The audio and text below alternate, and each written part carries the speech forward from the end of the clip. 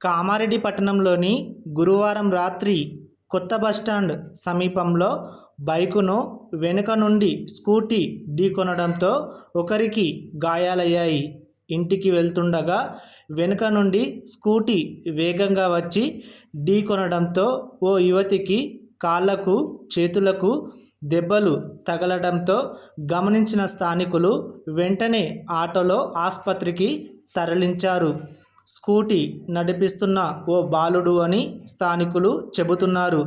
అతివేగమే కారణమని, పిల్లలకు స్కూటీలు, బండ్లు ఇవ్వవద్దని పోలీసులు ఎన్నిసార్లు విన్నవించుకున్నా కొందరు చూసి చూడనట్టుగా వ్యవహరిస్తున్నారని ప్రజలు అంటున్నారు.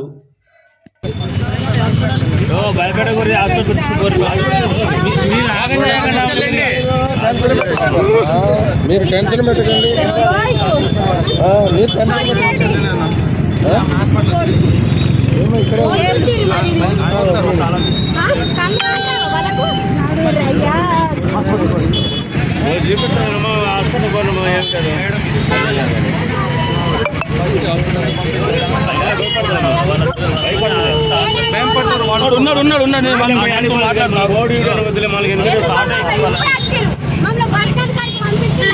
అమ్మ జరిగేటప్పుడు ఏదో జరుగుతుంది కానీ మనం ఇప్పుడు చూపెడతాం కానీ ఎందుకు మనం